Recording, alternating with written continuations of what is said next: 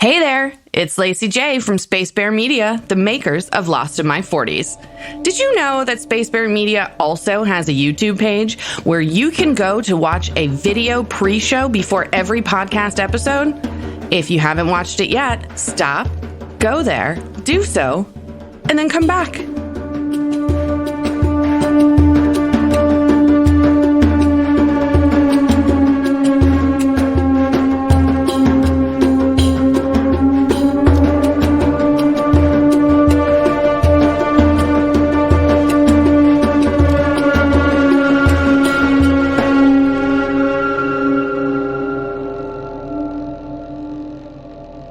Everybody, welcome to the first episode of Lost in My 40s.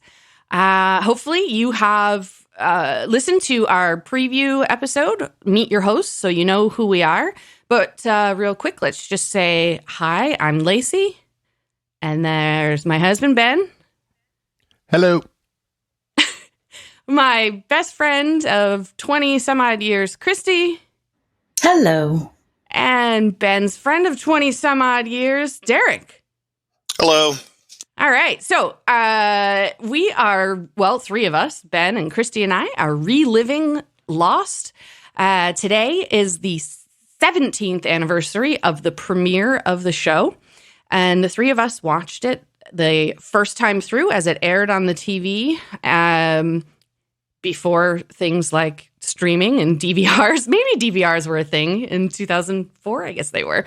But Derek has never seen the show.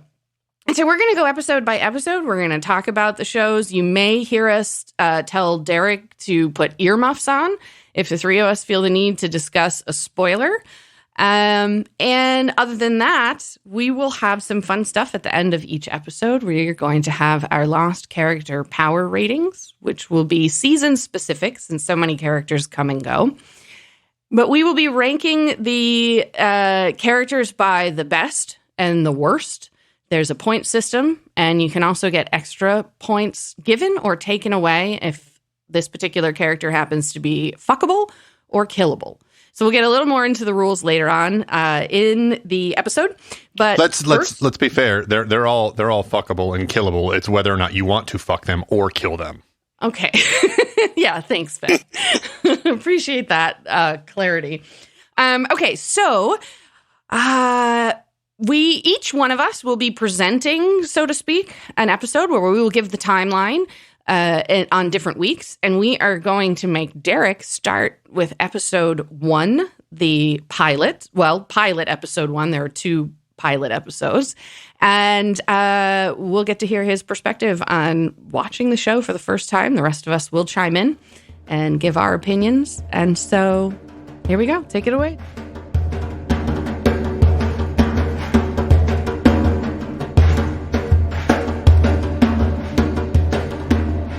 All right, so this is the first time I've ever watched Lost. I was one of those people that must have been under a rock for a while, but I'm going to go through the timeline of this episode. It's titled Pilot Part 1. So it opens up with a man in a suit lying on the ground, surrounded by bamboo, and he's wounded. He has blood on his face. He's very disoriented, and it appears to be a jungle. That's what it looked like whenever it starts panning out. He sees a lab, which stares at him, and then the lab runs off. So he sits up and kind of get his bearings, and he pulls a bottle of airplane vodka out of his pocket. So to me, it looks like he was in a plane crash already, just because he's wounded, lying on the ground, and has an airplane vodka. So he gets up, looks around, and starts running through the jungle. And as he's running, it pans up to a shoe is hanging in a tree. So eventually he emerges from the jungle and finds himself on a very pristine, beautiful beach. The waves are crashing. But then as you listen, he starts hearing screaming in the distance, and he starts running towards it.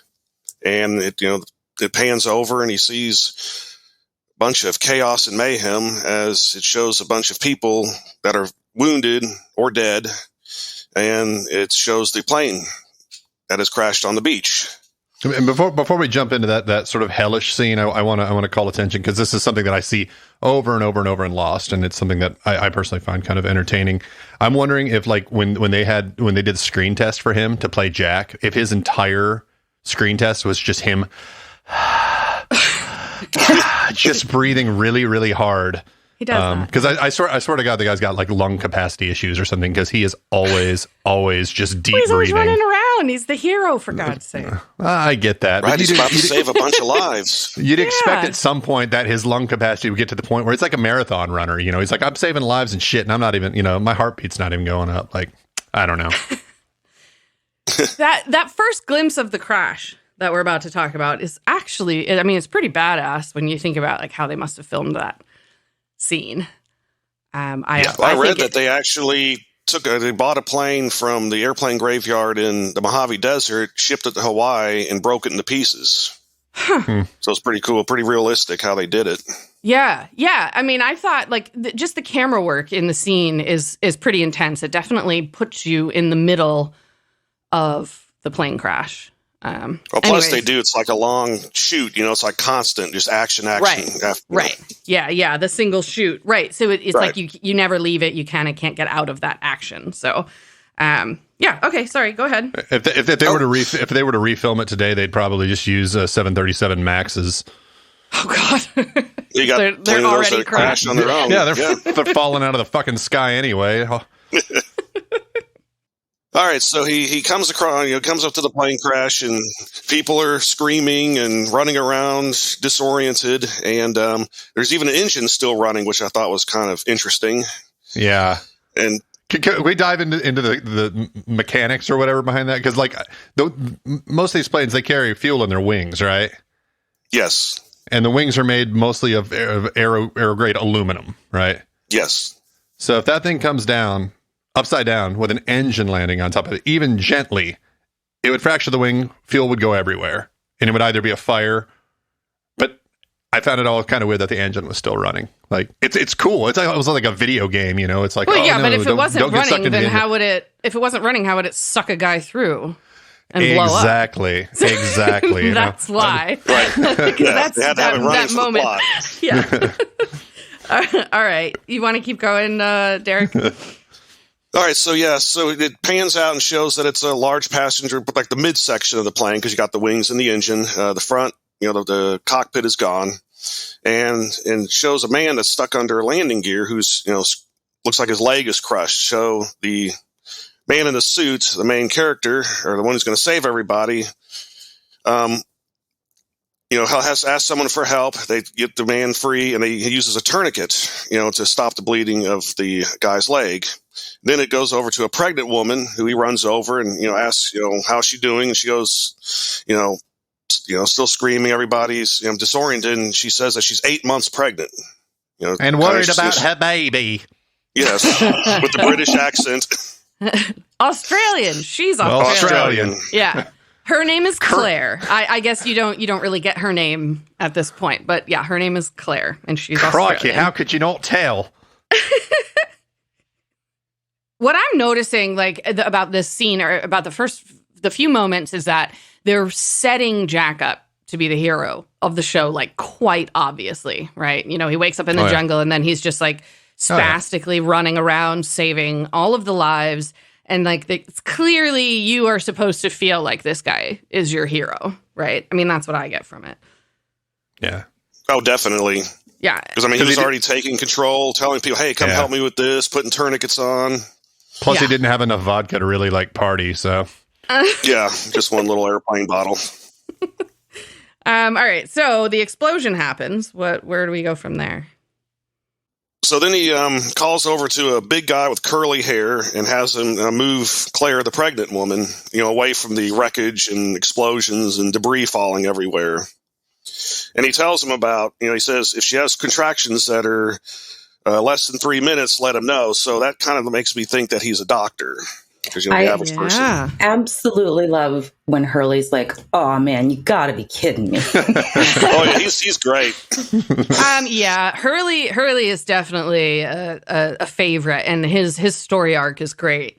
I I feel like the guy in the engine part is badass. It's got me like cheering for the plane crash somehow. Yes. But I'm just like, yeah, awesome. Sucks for him. Oh my God.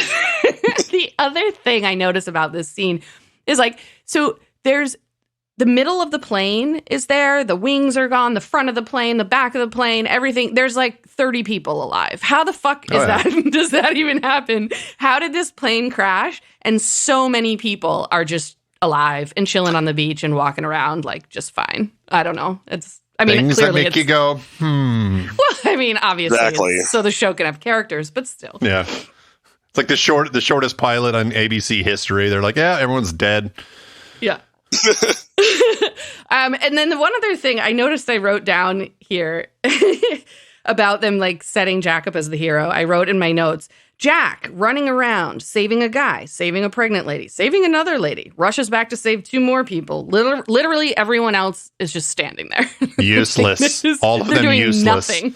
Yeah, nothing. He's just like, running around screaming. Yeah, I gotta save everything. I especially love when that explosion happened, and then you cut to the Hobbit standing there on the beach, and that giant chunk of airplane falls right behind him, and he's just like, "Oh, whoa." Yep. Yeah. The Hobbit is like dazed and confused. Get into that, I think, in the next episode. But yeah, was always, I mean, my first reaction. I mean, I say that about any Hobbit that I see. They'll always be Hobbits to me. So that's whenever his name is revealed as Jack. That's when he introduces himself. So then he turns and sees a guy performing CPR incorrectly, and he goes over and tells him, "You're doing it wrong." He goes, "I'm a lifeguard," and that's when Jack says, "Well, you need to turn that license back in." Yeah, that's Boone, and his eyebrows are already on my kill list. Just like, man. That's one of those guys I look at. And I'm like, I know he's supposed to be like really, really hot or really good looking, but he just looks weird to me. Yeah, well, he's that early 2000s hottie, I guess. Okay, so the lifeguard character, decides that it might be the best thing, or for this unconscious woman, to give her a tracheotomy. You need to stick a pin in her neck. And Jack goes, "Yeah, why don't you go look for one?" Like, he's going extreme there. She's just unconscious. She's not like dying yet. Stick a pin in their neck. Yeah. And I love that he then goes around going, "Hey, do you have a pen?" Yeah. Oh God. Sure, all just these in a plane crash crash. victims. Just have a pin in my pocket. That's what I'm thinking about.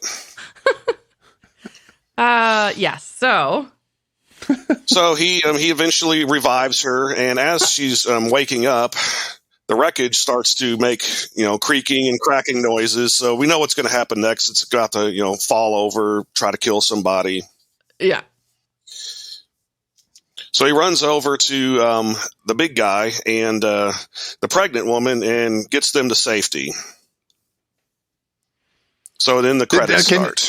I guess the first thing I thought of was like when that wing was starting to creak, I'm like, where are these people's survival instincts? Do you not hear the giant wing that's over you? But then I started thinking about it. That engine was running. It's a jet engine. And technically everyone that was really, really close to that has probably got tinnitus by this point because those things are super, super loud. Oh, absolutely. So I was wondering if maybe they were dazed, but it was the sort of thing where it was like Saving Private Ryan when they, comes up and it's just like everything's sort of, you can't hear anything at all. I was kind of wondering if it was like that, if you're in that sort of accident where things are so loud.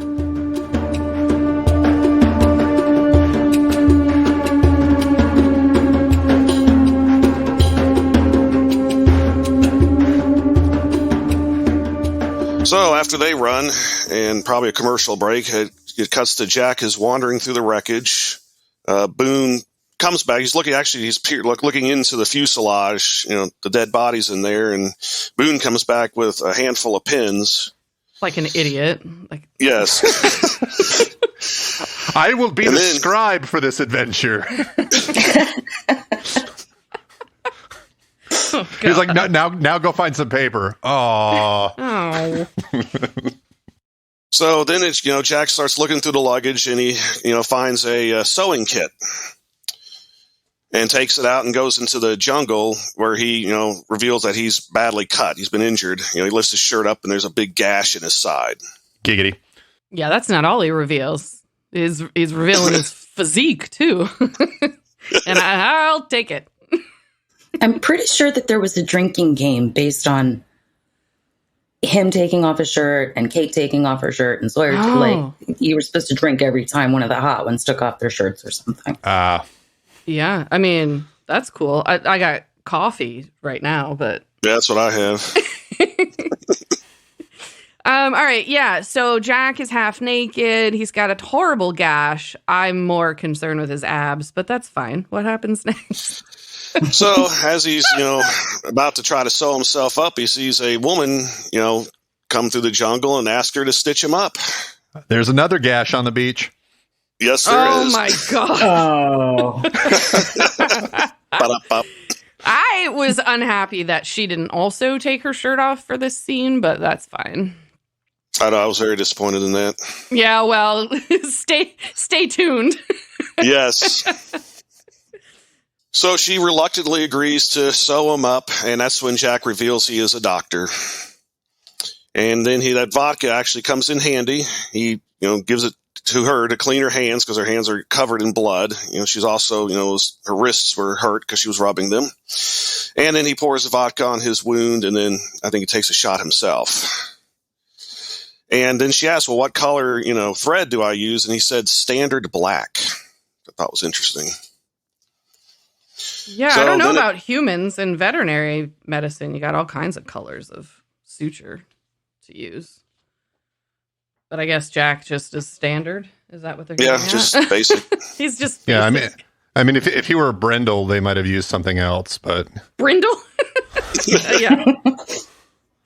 All right. So then it cuts back to the beach, and there's a guy smoking a cigarette while looking at the wreckage. He's just looking at it. And then it goes to... oh, well, that's Sawyer. Like, hello. Sawyer, yes. Yeah, so 1, 2, 3, we get Jack, Kate, Sawyer, all, like, moments apart. And that's when you start thinking you're watching the show, like, wow, there were a lot of attractive people on this plane. I also think that if I had just survived a plane crash, I'd want a cigarette, too. Yeah. Sure, yeah. Back when I smoked, I would have...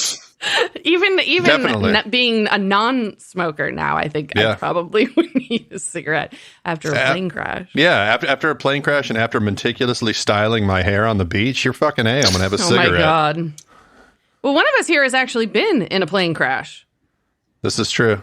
Did you have a cigarette after your plane crash, Ben? I started smoking probably a couple of years after that happened, so technically, yes. Wow. Okay. So I forgot about that. It was a private plane, wasn't it? Yeah, a little Cessna. Yeah, his dad's lawyer crashed his plane while they were in it. Well, actually, I have a private pilot's license. I got it back in 2004, the same year the show came out. It was the little Cessnas. Yep. Oh. Are you still flying? No, I haven't flown in a long time. But it's fun. I love it. We should record an episode from in the plane. There you go. Well, they're pretty loud. Yeah. Extremely loud. That's not going to happen. Fine. Plus, if you're doing that for Lost, you're sort of tempting the fates. Exactly. Let's recreate the plane crash. Exactly. It's like, except we're not all super hot, so let's not. Right. Let's just I just looked down. I just looked down and I saw in my notes after Sawyer, you see him on the beach, and I wrote, "This is a sexy plane crash. Also has Hobbit." For people with foot fetishes. All right, go ahead. Where are we at? Okay, so it's after Sawyer smoked a cigarette, and it's basically going to go. It goes to like all the characters. It shows Claire just standing, looking at the sea.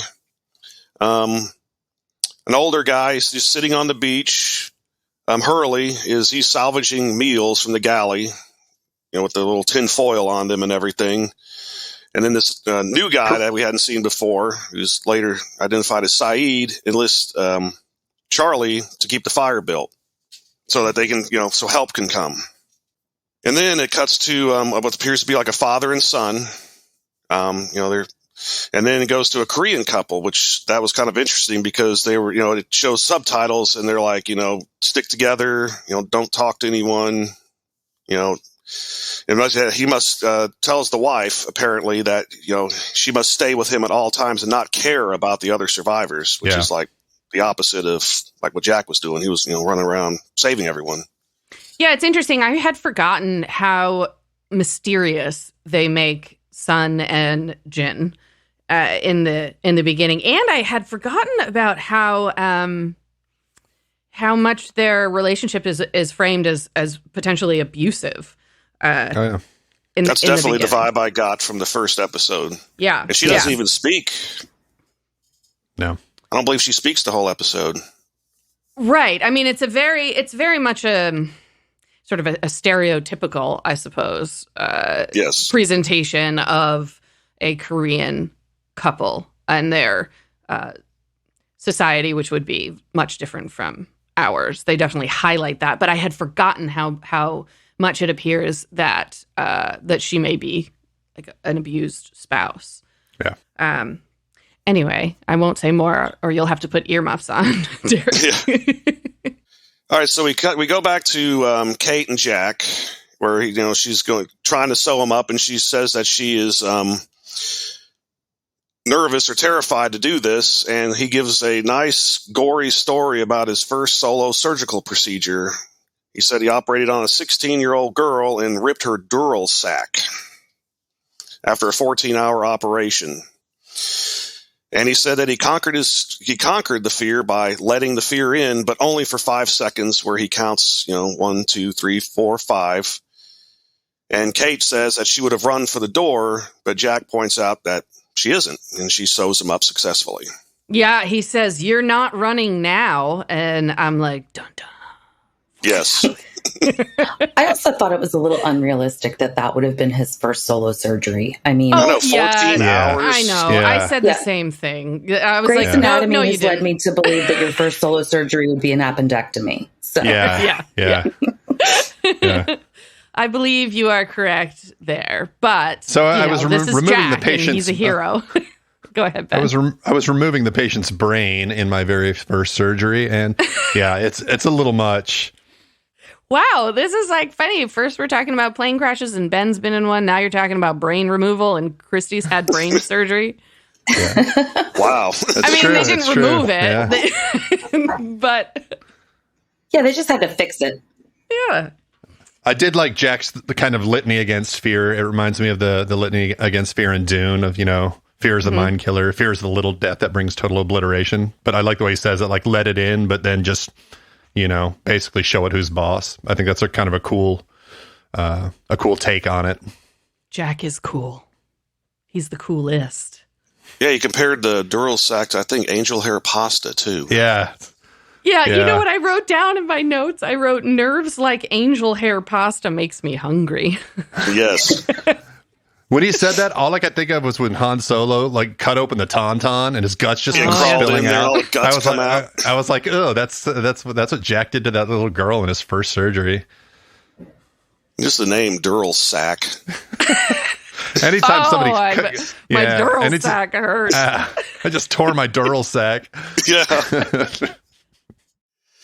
Okay, so now after Jack is sewed up, it night falls. And it shows Charlie, he has bandages on his hand, each finger, and he writes the word fate on them.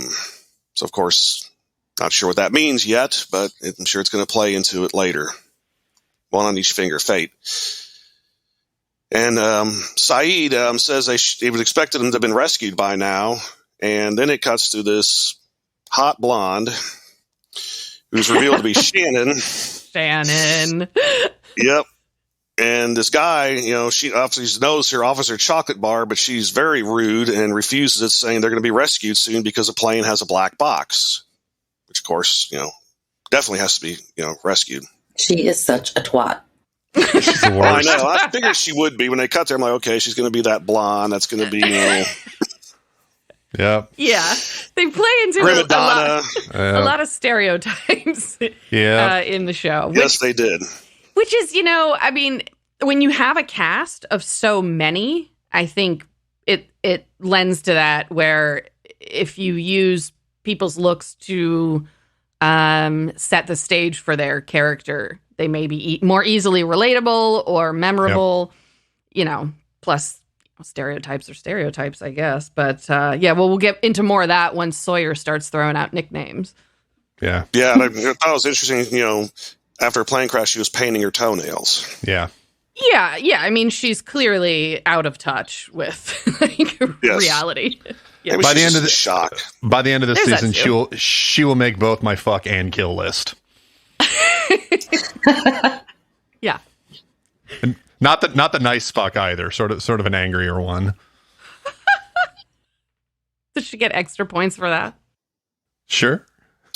Oh, I did miss a part though. I forgot where, kind of an important character, I believe, in this, or at least in these episodes, is Jack tends to a guy that has a big piece of shrapnel sticking out of his abdomen. Right. Yeah. Yeah. And Kate is with him at the time. Now they seem to be getting to know each other better. And Kate asks him if he thinks the man will live, and tells him that she was sitting next to him during the flight. And that's when they actually discussed the flight. And Jack says he blacked out. He doesn't remember most of it, but Kate says she remembered the whole thing. And they also discuss, where the rest of the plane could be. The cockpit's got to be somewhere, because obviously the plane broke up in flight. Right. And that they might need to find a way to, get to the cockpit to see if they can find a radio or something to send a signal. And that's when she says she saw smoke in the valley. So obviously that's probably where another part of the plane did fall. Do they keep black boxes? Are those generally something like, I don't know, FAA regulations or whatever? Is that something that they keep like one per plane, like in the cockpit, or do they have?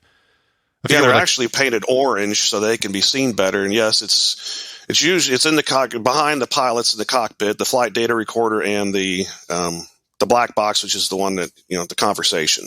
But flight data recorders. Why don't we call it an orange box? Orange is the new black. Exactly. Because back when they were first, probably when they first installed them, they were black. Alrighty, got it. So then, they're sitting around the fire at night, and then you hear a very loud mechanical sounding noises coming from the jungle, and trees are getting knocked down. So obviously it's something very large. Yeah. And Walt says, "Is that Vincent?" And I'm like, "Does your dog sound like a roller coaster? Like, what are you talking about? Is that?" Yeah, that's him. That's a big dog. No, he's my pet Triceratops. What are you talking about?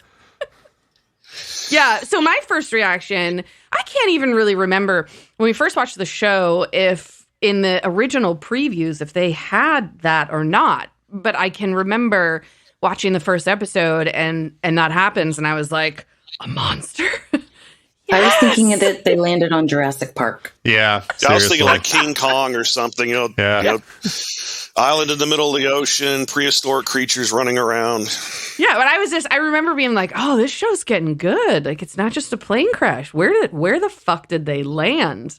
And that's like the first hint of, something's not quite right here. Definitely. Yeah. So then we get to the first flashback of the series, and it's Jack, and he's sitting in his seat, and a flight attendant comes up to him and asks him how his drink was, and he just replies, "Not strong." And so she gives him 2 bottles of the airplane vodka, so now you find out where he gets his, bottle when he wakes up in the jungle at the beginning of the episode. Yeah. He pours one into his drink, and the other he puts into his pocket. And then he turns over and, the turbulence starts. So he gets people getting a little nervous, plane starting to shake, and he turns, and the woman sitting across the aisle from him is the one he performed CPR on, after the plane crashes. That's Rose. Rose, yes. I don't think you know her name yet either, but that's Rose, yeah. So, he scoots over to the aisle seat and starts, talking to her, and a guy runs by, which is actually later identified to be Charlie, followed by the flight attendants. So, he was in a hurry to go to the bathroom. And then the turbulence starts getting worse, and Rose gets more nervous, and she even said, her husband's in the bathroom himself, and said, husband said that planes are meant to fly, which found that interesting. Right. Like, that's supposed to be comforting. Yeah, they're meant to, but they also fucking crash. So there's that thing called gravity that keeps wanting to pull it down the ground. Exactly. So planes want to be in the air. Planes don't want to be in the air. Planes don't want anything. They're not alive. They're not. They are machines. Yes, and I'll take the Earth is a much bigger machine with much bigger forces. So don't give me that shit, man. Exactly. So the turbulence gets worse. The plane drops. Masks come down. The crash sequence is beginning. The plane is diving because it doesn't want to fly in this case. You were wrong, Jack. You were wrong.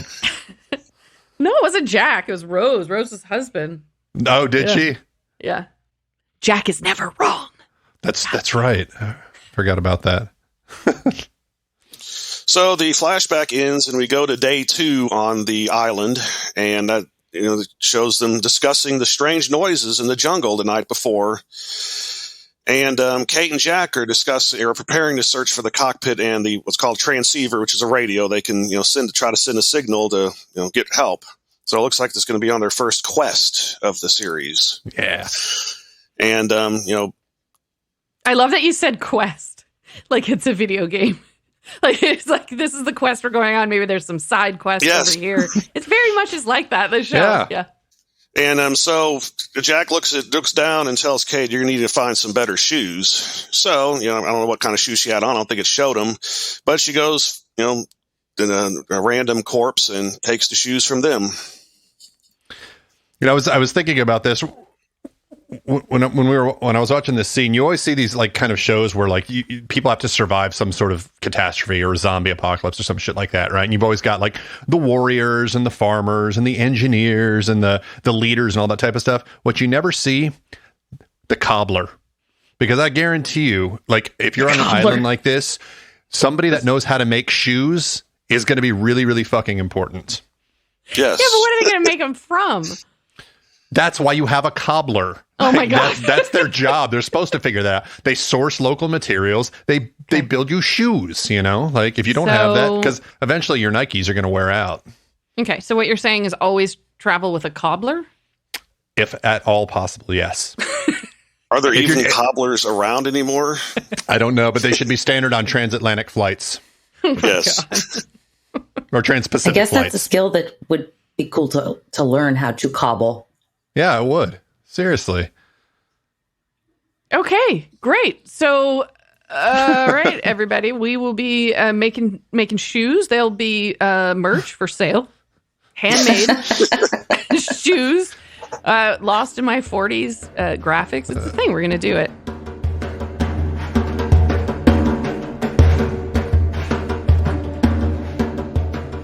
Hey, Ben. Yeah, babe.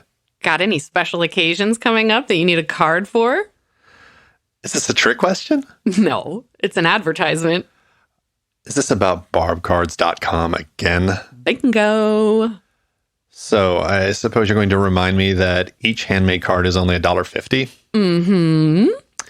And they don't come with busy backgrounds or flowery poetry. You got it. Barbcards.com offers to-the-point communication within several different categories, including our favorite, potty mouth. And if you can't find what you want, barbcards.com can do customizations. Can I still get all of my cards for no more than $4 shipping, no matter the size of the order? You know it. Barbcards.com has got all you need. Hey, Ben. Oh my God, what are we selling now? Merch. Our merch? Yes, sir. Shirts, coffee mugs, wine tumblers, bottle openers, stickers, magnets, and more. Your choice of product and your choice of Space Bear Media graphic from any of our podcasts. Please tell me we're not making merch now, too. Of course not. We'll stick to podcasts, and Pixis products will do the rest. Thank God. I bet you have more to say, though. Sure do. Pixis Products is a small business run by a local mom, well, local to us anyway, who needed something else to do besides being a snack bitch.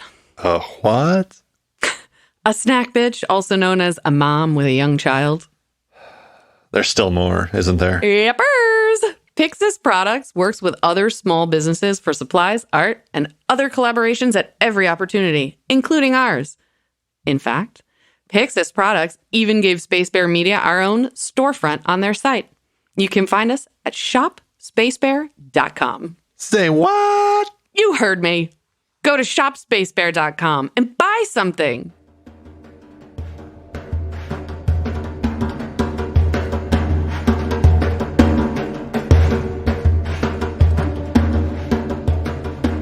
So then, as she takes the shoes off the body, she looks up and sees a older guy just staring at her, and then he smiles, revealing he has an orange peel in his mouth. Right. Is that the first Orange, real shot orange is of the Locke? new creepy. Yes. Is that, and that's the first real shot of Locke that we Yes. get, right? Yeah. Yeah. I think the night before he had been on the beach. Yeah, he was or sitting on the beach, something. just staring out into the. Right. Staring out into the ocean. water. He, and this was another thing that I was like looking in the past. I had forgotten how ominous they make Locke in the beginning. He's got Yeah. serious They do. creepy old man Yes. vibes. Oh, yeah, like creepy vibes. There's definitely something is not right with this guy, and I don't recall it. And knowing what happens, it is interesting to me that I don't recall. Yeah. I didn't recall how focused they were on him being potentially like a creepy creeper? weirdo. Yeah. Yeah. Yes, Yeah, that was the my cut- first feelings Yeah. about him. right. Yeah. Creepy old man. The cut over the eye does something. Something about the idea of like a gash over the eye like that is really just, for some reason, it's just sort of unsettling. Oh, even just looking down at my notes, I actually wrote Locke is creepy. So Jack and Kate are about to leave, and Jack leaves Boone in charge of the wounded, and also, mentions about the guy with the shrapnel sticking out of his abdomen. They need to take all of Boone's pens away if they're going to leave him. Yeah, 'cause he'll come back and everybody will have a pin sticking out of their neck. Exactly. Look what It's like I did, saved Jack. them all.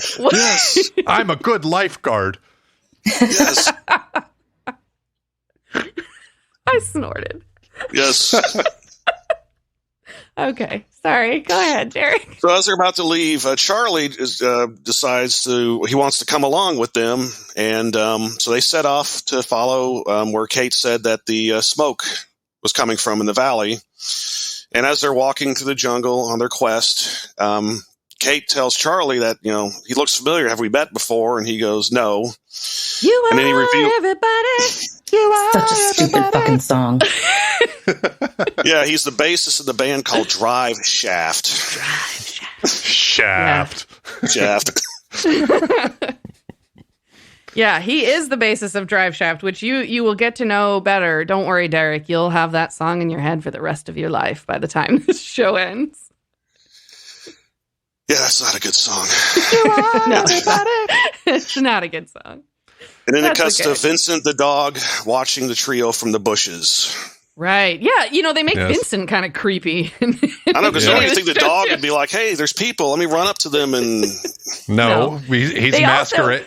He's running around. He's knocking down trees and like eating Yes. things. Like Making he's a, dinosaur noises. and- yeah. Seriously. So, by the way, in this scene, they appear to hike inland, which would probably be several days worth of journey in like 5 minutes. They're up Oh at the yeah, yeah. they're way inland, up at the top of Yeah. the mountain. That's fine. That shot, and when it shows them, it's like, oh yeah, we walked this in like 2 hours. Like bullshit. And there's no way you walked that in a couple hours. No. So then all of a sudden it begins to pour, like just sunny 1 minute, the next minute it's pouring rain. It's a tropical rainstorm going on here. Big old fat rain. Yeah. And so all of the survivors take shelter under various pieces of wreckage and tarps, except for Locke. He just sits out there and holds his arms out and welcomes the rain. Survival Yeah, creepy. tip: when it starts to rain, don't hide from it. Find tarps. Find ways of getting water because that's Yes. going to be a big thing. They do show that. They do have some of those on the beach where they've made like bowls, essentially, putting the tarps in the middle and that. Yeah, and I think those catching show the up rain. in episode like 2 and 3. Those show up, but I think in the first one, Yeah. everyone's just hiding from the rain. Yeah, Yes. you're right. But eventually they figure that out. I'm sure it was Jack's idea because everybody else is fucking useless. Yeah, seriously. Shannon was like, I'm thirsty. No, Shannon's like having a dip. She's taking a bath in their drinking water. That's what she would do. I'll drink when we're rescued. Yeah, when the rescue boat comes, I'll drink. In the meantime, I'm going to paint my nails and shit in your drinking water. That's Shannon. Oh, she's going to be on all of our kill lists today. Oh, dude. She is going to be at the bottom of the power rankings all the time, just held down there by everybody here. Are you saying she's a power bottom? That's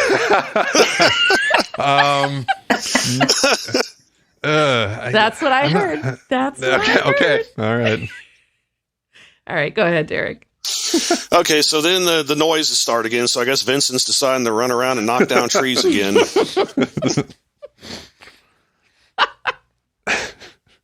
Keep going. I'm just laughing. So they come up. So the trio, they finally come up, after their 10 minutes of walking through the jungle, they find the nose section of the plane, and it's just suspended at an angle in the trees, and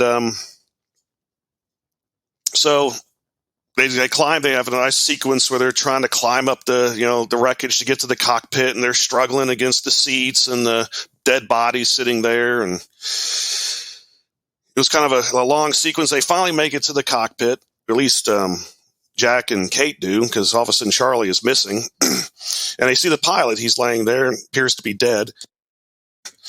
So they start searching around the cockpit looking for the transceiver, and the pilot awakes. He wakes up, starts coughing, and Jack, being the doctor, goes up to him. You okay? How do you feel?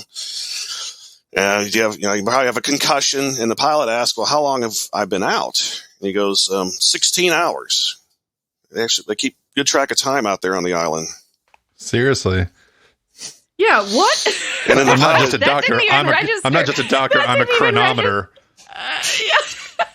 That didn't register for me until you said that. But yeah, right? They're like, it's been about 14 Not 16 hours, 26 minutes. Hours. Exactly. 16 hours. Yeah, that's a good point. Silliness. And then the pilot asks, how many survived? And he goes, 48. At least That's when we find out there's at least 48 survivors. Jack measures time by his deep breathing. He's like, I've taken 16,000 deep breaths since we got here, so it has been this long. And that's when you find out that rescue's not going to be coming anytime soon, because the pilot reveals that they were having radio trouble about 6 hours into the flight, and they turned around to try to land in Fiji, and they ended up 1,000 miles off course. Yeah, not good. Not good at all. No.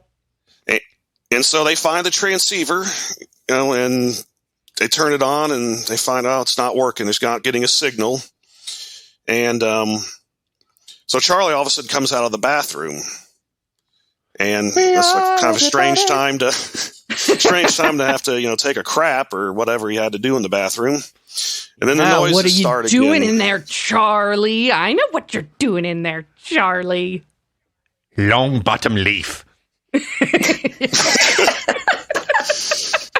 So as the creature, whatever it is, Vincent maybe, is thrashing the cockpit, section of the plane around, the pilot does what anyone would do in that situation, is stick his head out the window to see what's causing all of this. Fucking genius, man. Seriously. It's a typical horror show. Oh, what's all these noises? Let's go look.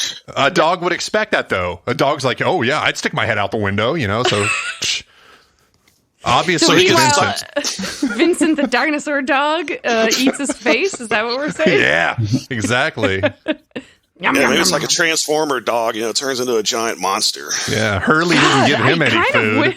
I kind of wish that was the storyline. Now I'm a little sad. It doesn't turn out to be Vincent. Spoiler alert. Oh man, you ruined it for me. Should have said earmuffs. Oh, shit. So of course the pilot gets pulled out of the cockpit window, and you see a big old splash of blood on the windscreen there. But then when it cuts back to Kate hollering, there's no blood. I didn't notice that. There. Yeah.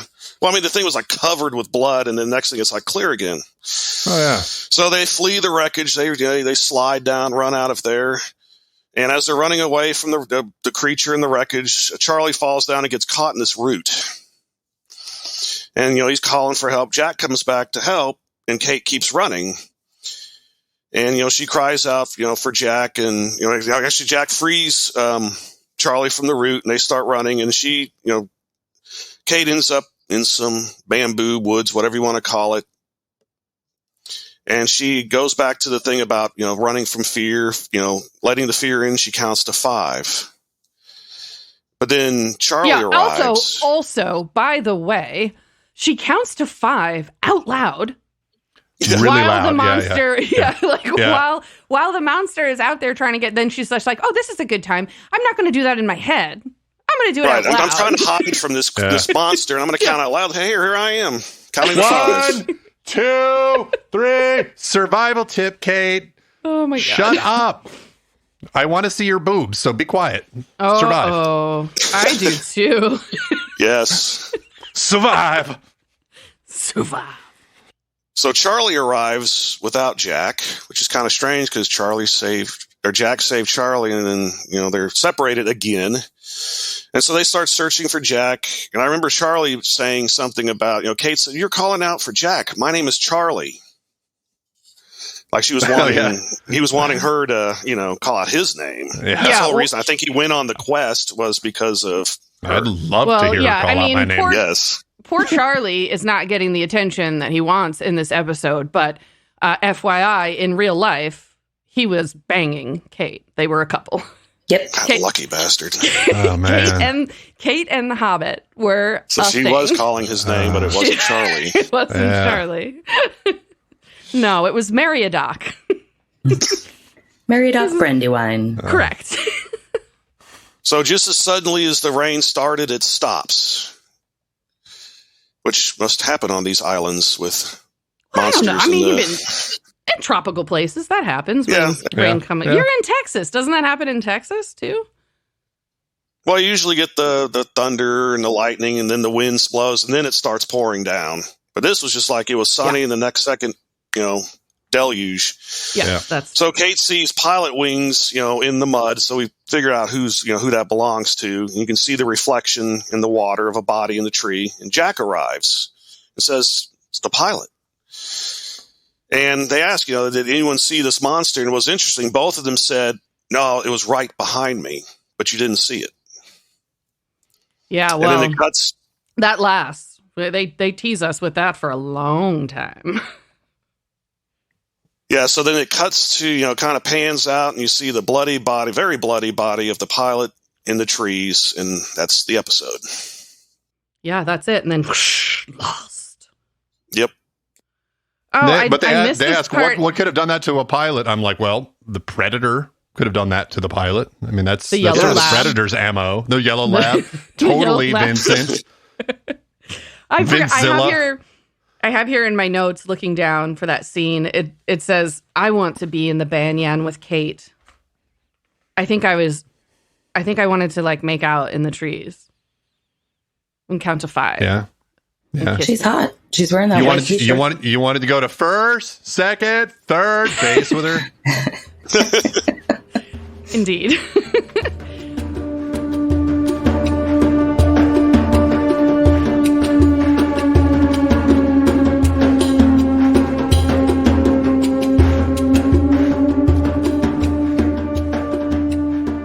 All right, so that is the first episode. Now, we have got a few segments that we're going to get through. The first one is me, and it's called Wait, I Know That Face. So we're going to pick out one actor from every episode and tell you why it is you recognize them. So in episode 1, the actor's name is Greg Grunberg, and he was the brilliant pilot who crawled to his death. / dog food. So you recognize him from Heroes, also another big show around the same time as Lost. And he played Matt Parkman, who was a telepathic police officer with mind control properties, which somehow I feel like in today's political climate that wouldn't fly. But anyway, he's like, you don't want me to wear a body cam. Oh God! Wait, now you make him sound like a Jedi. I am not the cop. Mind control. Yeah. Did anybody watch Heroes? I saw the first season of it. Yeah, was that the one with the cheerleader? Save the cheerleader, save the world. Yeah. That was that show. I watched the first season as well, and then it just kind of, I don't know, it sort of went downhill after that. It definitely didn't keep my attention. I think it was after the first season when I finally left Texas, and then once I moved up here to Seattle, I guess I didn't watch it anymore. Yeah. All right. So now we're going to do best and worst. So each one of us is going to talk about the best moment of the show for us, the worst moment of the show for us, and then give our character power rankings. So let's start with Derek, because this was your first view of the first episode of the show. How are you ranking your characters? Well, first I'm going to give it to Jack because he helped everybody, helped all the other characters, and he took the lead. Mm-hmm. And, he's going to be the hero of the show. Mm-hmm. Even though I read that he was actually they were going to kill him off originally after the pilot. They were going to kill Jack? Yes. That was the original idea. No, Kate was going to be the hero. Wow. I didn't know that. Some Game of Thrones style shit right there, man. Let's take the first main character and just kill him right off the bat. Where did you read that, Derek? It was on some other podcast. Oh, interesting. All right. But actually, they interviewed one of the directors of the show, and that's what he said. That's really interesting. I didn't know that. That's not unheard of in TV shows. I remember back in the 90s, Family Matters, right? Steve Urkel became one of the biggest characters in pop culture, and he was only supposed to be on 1 or 2 episodes, and then they added him. Yeah. Because did I do that? Yeah, exactly. So that's not unheard of. It just surprises me because the show is so Jack-centric. Yeah, it would have been sort of Game of Thrones or like Deadwood or something where they just take out a main character.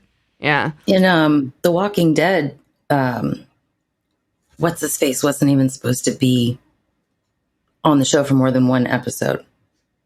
The main guy? The rednecky guy. Why can't I think of his name? Oh, right. Rick? I know. He's kind of like the Sawyer of The Walking Dead. Yes. Yeah, like the gruff guy nobody can get in touch with. Yeah, you're right. I don't know the show well enough. I actually watched the first 7 seasons of it, but then it just got old. Yeah. Oh man, Walking Dead. I think I only made it through about 3 or 4. Daryl. Christy, that's who it is. Daryl. You still watch it? Christy, are you still committed to that? I don't even know how many seasons it is now. I'm like 11. a season or 2 behind.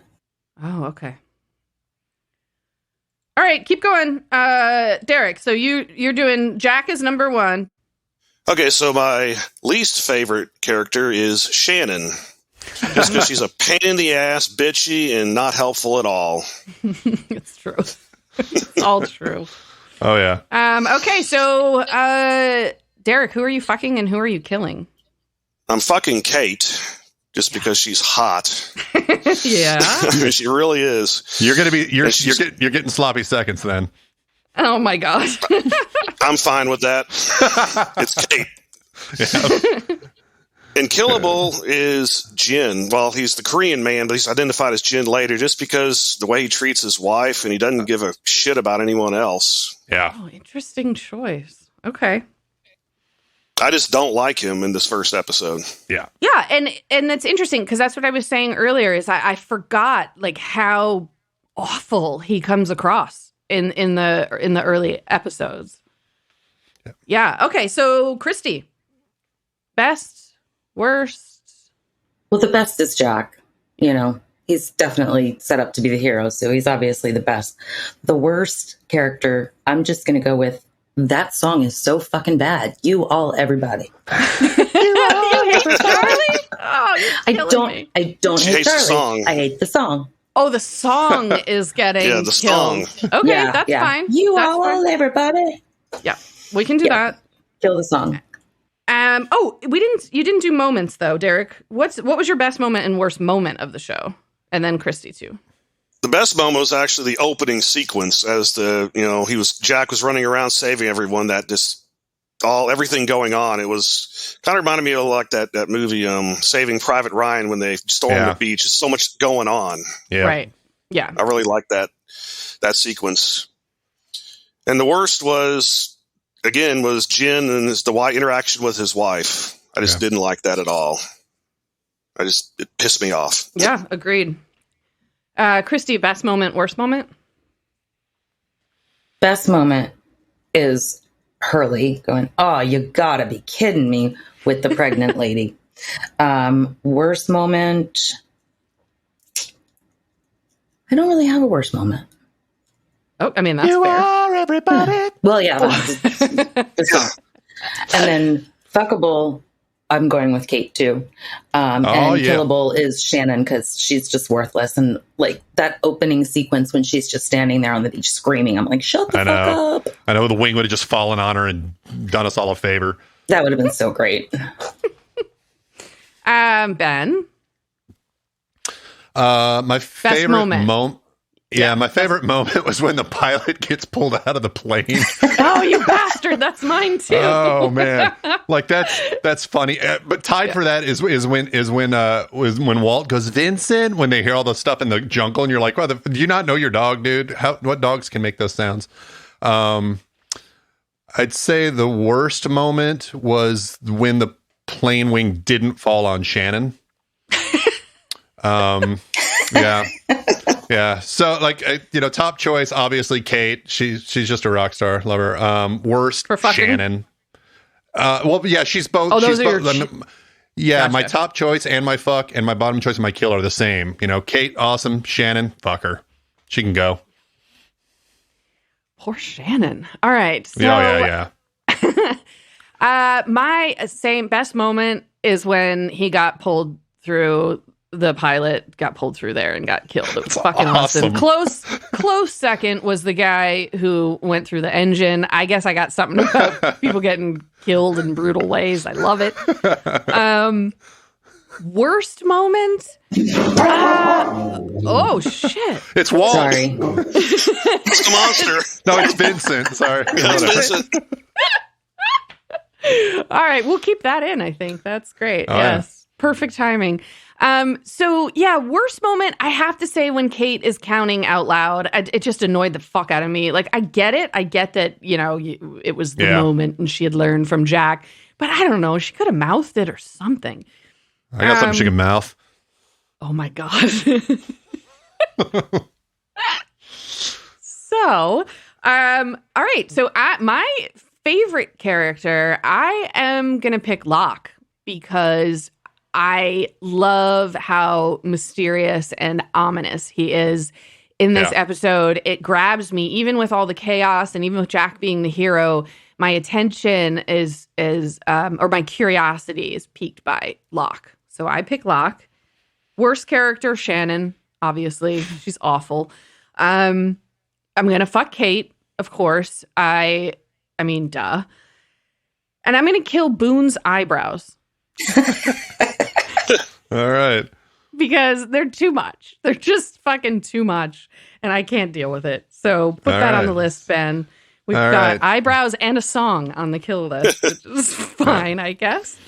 All right. We are going to do our final impressions of the show. Each one of us, Derek, you're going to go last. And you actually have a separate section that you're going to answer, or a question that you're going to answer or pose, I suppose. In your final impressions, you are going to tell us week to week what the biggest questions you have. What are your pressing questions that the three of us know the answers to or don't? Because, spoiler alert, some of them don't get answered. So, I'll start. My first final impressions of the episode, it's intense. The story grabs you right away with some intense scenes. They give you hints and bits and pieces of several different characters, which for me kind of leaves my head spinning a little bit, which seems appropriate because we've just been in a plane crash and it kind of brings me in there where there's like confusion and sort of like that desperation where I feel disoriented a little bit while I'm watching the episode, which I think was a good job that they did that to make you really feel like you were there on the beach with these people. And then everything else I think I've already said as far as impressions. It's just, it was interesting to me how the characters were presented, which I didn't notice the first time around because I didn't know the end, obviously. And so I'm impressed with how I'm feeling about the characters and how they are initially presented. Okay, let's go to Ben. What's your final impression? I mean, it's hard for me to separate from like when I originally watched the show. Like when I've always been kind of a dick when it comes, well, in general, but like when it comes to watching shows and things like that, I'm always like, oh, that wouldn't happen that way. You know, I'm just that. I'm the cold cup of coffee. But when I watched this one, even though there was, you know, some of the stuff that I didn't really believe, I remember the show immediately. I liked it. I thought most of the stuff that was on network TV was shit, and it is. I mean, most stuff on network TV is awful. But this show, even now, stands up for the same reason. It hits you with a bunch of different, a bunch of cool different like scenes, a bunch of different characters who you don't really know, and you're getting glimpses of them. I think a lot of shows after Lost sort of modeled themselves off of Lost because it's a really cool formula. You know, the basically the idea of backstories, that's like half of the movie industry right now. It's like backstory stuff or origin stories. And this was a show that sort of threaded origin stories in to the narrative as it went along. And I just think I still think it really stands up and is still a really great show. Yeah. The idea of the flashback to tell the story was certainly unique to Lost when it first came out. Yeah. Yeah, that's like that's all like Marvel movies for the next 20 years. That's all it's going to be. It's like all origin stories at this point. Well, that's true. I guess that maybe makes it seem like Lost is more based off a comic book. Marvel came first. Okay, Christy, what are your final impressions of this first episode? I remember when I first watched it, I was immediately hooked. And it came on Thursday nights, I think, and I had to work Thursday nights. So I learned how to work my VCR to set it to pre-record. Nice. So that was kind of a big deal for me. It hooked me right away. You know, all the mystery and what is making that noise. Is there like a monster on the island, or, you know, what's going on? So yeah, I definitely loved the mysterious quality about it and wanting to get to know all of the characters better. Yeah. All right. So, Derek, tell us your first impressions. Do you like the show? And what questions do you have? Yeah, I actually was hooked by this first episode just because of the accident, you know, the where they, you know, he's saving everybody, the opening sequence, getting to, you know, learn about the characters. You already love and hate some of the characters, just the brief intros that they were, you know, given. And you really don't know much about their backstory yet. And, I really like the show already after seeing this episode. Glad to hear that. I mean, I found out that it was the most expensive pilot at the time. Oh, really? To film that plane crash? All of it, the whole thing. Yeah, that's the whole deal. So they went all in on this, you know, hoping that it was going to be successful, and obviously it was. It went several seasons. Yeah, that's great. Okay, so what? And so questions. Yeah, is what the fuck is wrong with this island is the big question. But no, the main thing is like what is in the jungle? We know it's not Vincent. What's in the jungle? Dewey though. Dewey. Yeah. I mean, it's kind of what I expected your question to be. Like, what the fuck is going on this island? One, yeah. Yeah. Didn't you said you had two though? You asked me the other day, can I have two questions? Not this episode. Not every episode will have it. This is the big question. No, but what I also liked about it is just, you know, it starts out as like, okay, it's just gonna be a bunch of people on the beach on an island after a plane crash trying to survive, and they put this mysterious creature in the jungle in there to add to it. So Yeah, agreed. I mean, that was part of what hooked me in the beginning too. When the first time I watched it was just like, oh, okay, so this isn't just a plane crash. Like, there's some other shit happening here. The mystery of this show is really, plus a couple of the characters fun. look ominous. Yeah, they look ominous. They cut to them, they're like staring into nothingness. It's like, what's up with this guy? Yeah, right. You definitely can't tell who's good, who's bad. What's going on with everybody, which is a good place to be in the show because I think you feel like the characters, that have just crashed on this beach and have no idea what the hell is happening and they don't know anyone or who to trust. Right. And yeah, you definitely have no idea who these people are yet. And it's certainly fun to explore that. So next week, we will do the other half of the pilot. It is episode 2 called Pilot Part 2. And Christy is going to take that episode for us and take us through the second half of the initial plane crash and whatever quests they might go on. So thanks for being here with us today, everybody. And we'll see you next week on Lost in My 40s. Lost in My 40s is a Space Bear Media production. Executive produced and edited by me, Lacy J. Sound engineering, editing, and original music by Benjamin Trimp. Like and follow Lost in My 40s on Facebook to interact with your hosts. Plus, follow Space Bear Media on YouTube to watch our episode pre-shows. You can also find us at SpaceBear_media on Instagram and Twitter. Or come to our website, spacebearmedia.com.